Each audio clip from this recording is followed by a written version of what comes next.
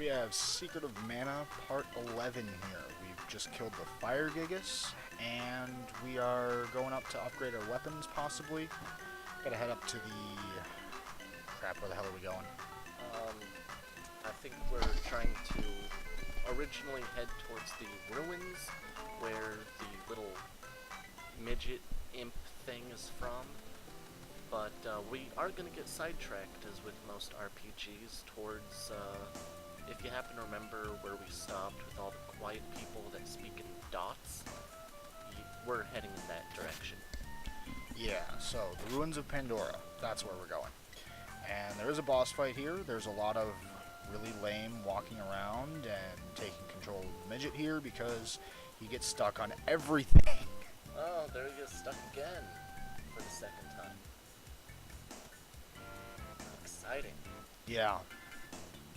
Eventually I do start editing some of these travel sections out where we're just running around, and I think that starts in the next video where we just suddenly move from one place to another. But it's just moving around this area here, which you guys have seen us do like 4 or 5 times by now. So if you don't know the landscape, it sucks to be you. You know, you're not getting any more. Yeah, we only travel to places we've already been to, basically, so yeah, you should be able to keep up on where we are. If it's a new area, we will walk there. I actually tried to mess around with some special effects and do like a fast forward thing, but fast forward basically just removes half of the clips that are in there, basically, which kind of screws it up. It doesn't make it look quite right. Makes it look like it's lagging. Yeah, which does happen a little bit here and there in this video. The game itself didn't actually lag, but the recording did. It does resync itself, so it's not a problem. We went through the audio and checked, and you really don't hear the game audio all that much in the background anyway, because I have it turned so far down so you can actually hear us okay. But yeah, anytime you see it lag, chances are we were just speeding through it.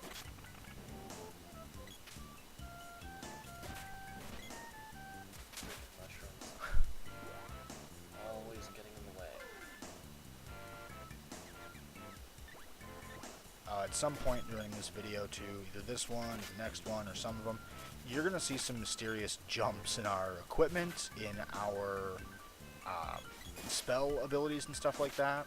Like right now, for example, we just recently got the gnome to follow us, and he hasn't been used like, at all yet. And yeah, by the time we get into the temple that we're going to in the ruins there, he's going to be level 2 out of nowhere. Which and is that's max level at this point. yeah. You get a level. You can raise the level of the elementals by 1 level for each seed that you have access to and have activated. And talk to her if you're using this as a walkthrough, by the way. You have to talk to her, start this dialogue, and I really hope no one is using this as a walkthrough. yeah, that's not going to work out well. Maybe as a guide of what not to do. We came back up this way because we have the realization that, oh yeah, we still have nothing to restore mana, and we're looking for an item that does. Dancing Turban here doesn't sell one. Just continues punching himself in the crotch. Yeah, excitedly, no less. Do you think it's a Michael Jackson wannabe? Trying to hit that really high note. Alright, so we come down here, and yeah, I showed off the ruins so you guys would see where it is beforehand, too. And see that there's nothing here until now. It does change. Fana is here, and she's kind of a bitch, actually. I'm not really a fan.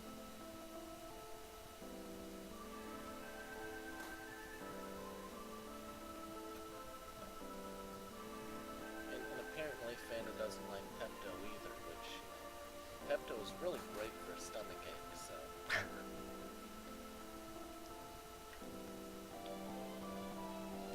so we go in, and this is where a little bit of editing magic happens. And there, we are suddenly max level on our elementals. Basically, there was a little bit of a mistake that happened. We were going through, and we got just before the boss, and I hit the save state button to, you know, save before the boss, just in case anything went horribly wrong.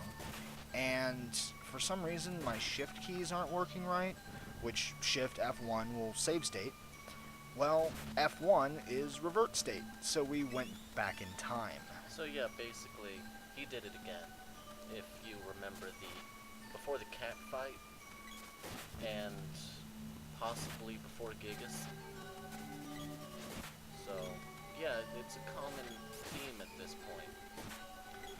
Yeah, so we've stopped relying on the keyboard to actually do that, and I will only save state from the menu. Makes it a little bit easier, a little bit slower, but it's a hell of a lot more reliable. It also gave us a chance to actually realize, oh hey, I need to level stuff up. So, And this room was completely useless. yeah.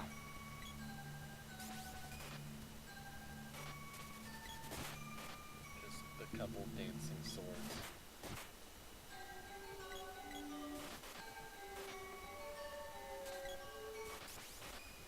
And I believe it was this room where we figured out that taking off the layer would actually be an hassle. Yeah. This game is not layered well. It has some issues here and there. So where the room below us, there's the fog, which is layer 1. Once we kill this sword. Come on, it'll die one of these times. It would stop healing itself. 4. Yeah. Alright. You'll notice that this looks a little weird. Stuff's missing. And it comes back. So yeah. That's that's layers getting removed. And then we decided to just leave the layer on. We didn't want to miss a switch or something we needed it not be there. Exactly. The fog does look kind of cool, but when you're actually playing through it, it's kind of annoying. I think it's supposed to be though. Yeah. It's one of the nice things about using an emulator to play old Super Nintendo games is the trick that they have where they say, okay, you can only see so much of this area, and you need like a lantern to see just like 4 feet in front of you. All that black around you is typically a different layer. You can turn it off and see everything in front of you just fine. So it works really well in the only game that comes to mind that it works on. I'm sure there are more, but Legend of Zelda: Link to the Past. There is a spot where I think you can only see a little bit in front of you with the lantern. You know, this mist actually kind of reminds me of, what was it? The game Legend of Gaia, I think, for the PlayStation. I don't know, just the way the dungeons are set up with all the mist around. Oh, I remember that one. And had a sequel. I never got to play it, but the game's really not that bad. No, I always meant to beat it, but I never got a chance to. Well, enough about other games for at least a minute.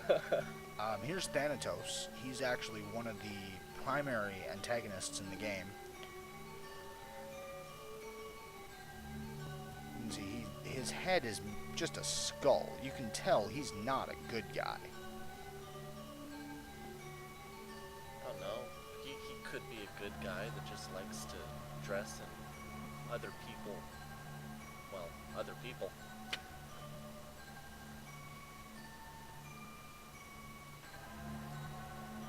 And now we have Fana and the 56k dialogue. Such a bad joke.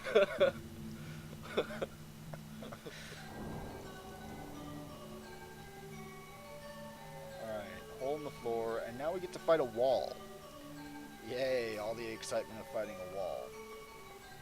once again, as a tip for anyone using this as a strategy guide, so help you, that, whatever. Yeah, the boss, as far as I remember, is incredibly weak to Gnome's magic. So that's one of the reasons why we actually spent the time to level up Gnome's magic up to 2 at this point. So we didn't get our asses handed to us by this boss. At least not as badly. Hey, no one dies in this fight. I don't think. No, I don't believe anyone dies. Once we figured out that the right eye actually heals itself. Yeah. And casts Revive on the other eye. Yeah, 278 damage, which is pretty freaking impressive compared to the, like, 20 we can hit him for with physical attacks.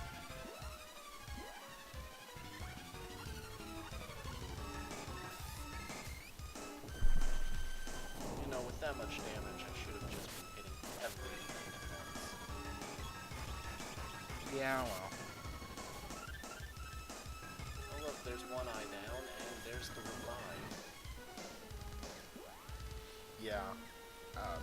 Also, when it's Schizo, not Schizo that's playing, but the character Schizo, when it's Schizo casting, half the time it's me, half the time it's actually Schizo who's playing Pepto primarily. And that's just because I can control the secondary character just as easily as he can. It's the same button for me to access the sprite spells as it is for Schizo too.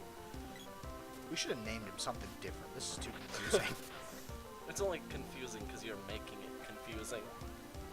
Yeah, well. You know, we originally told them I'd be controlling those two. Now it's like, oh no, we're just gonna control who we want to at the time.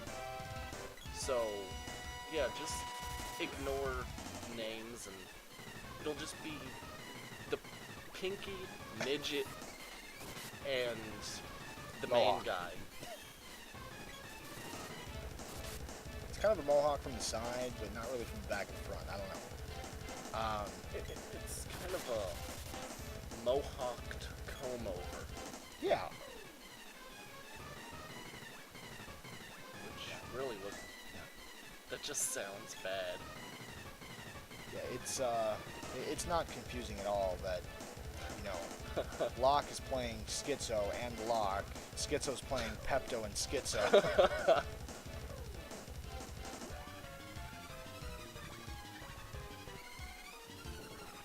And now, at this point, you may notice that the wall is actually coming toward us.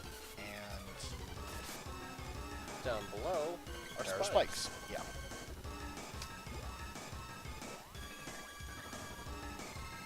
Yeah, if you haven't saved up your magic for Earth, I'm not even sure if this fight's really doable. It's difficult. It is doable, but it is difficult. You have to pretty much play it out almost perfectly. And you still have to use Earth magic. It just doesn't hit for like 300 like it does here sometimes. And the wall's dead. We get some kind of orb, which we get tons of freaking orbs in the next 3 videos. It's like every other screen, there's another fucking orb showing up. Oh, you like rolling around in the orbs.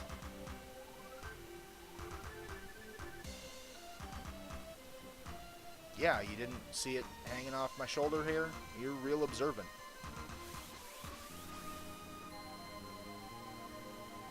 And they're gone.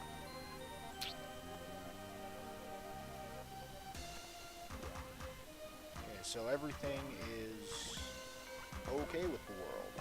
And we magically heal, which I didn't notice and wasted some seconds thinking, oh, I've got to heal people. There are times when you may catch us randomly healing or casting Defender or things like that, primarily just before we stay at an inn. The reason why is casting those spells, even when it's completely pointless to do so, raises your skill with that elemental. So when you're going to be regenerating all your MP anyway, you may as well spend the last of your mana to level up your skills a bit. It doesn't hurt. And this is actually the point where we're going to start closing out the video, because once I get through here, we're done. So, my name has been Locke, this is Schizo.